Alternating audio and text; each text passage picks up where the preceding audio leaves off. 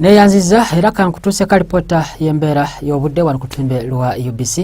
okutwaliza mu embeera y'obudde yabadde ya mukalwe mu bitundu by'eggwanga ebisinga obungi okusinziira ku alipota ezifunidde olwaliro era bwetulaba ku mbeera obudde nga bwebadde kutwalizaamu omusana gusibye nga gwaka mu bitundu by'eggwanga ebisinga obungi wabula ekyo kiva nti waliwo ekinunampewo ekitudde ku Seguyanja Buyindi nga kigezaako okutangira empeweevu okwolekera ensi yattu era ensonga lwaki wadde okukenera kw'enkuba bitundu by'eggwanga ebimu era bwe tugezaako okulaba ku mbeera y'obudde nga busobola okuba mu nsi yattu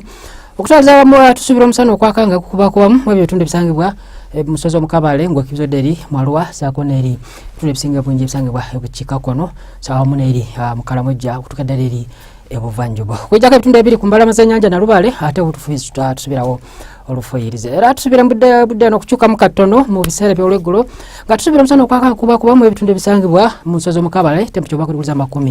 25 okujjako ebitundu ebiri awo mu Masindi ng'okibizodde eri Mwarwa tusubira olwandagirize ne temperature obakuliza 29 so nga teri bukiikakkono tusubira temperature obakuliza 30 okujjako eri mu Kalamojja ne tusubira olwandagirize ne temperature obakuliza 30 so nga teri buvanjuba temperature obakuliza 29 okujjako ekibuga kyaffe kikulu Kampala mu Entebbe tusubira temperature obakuliza 28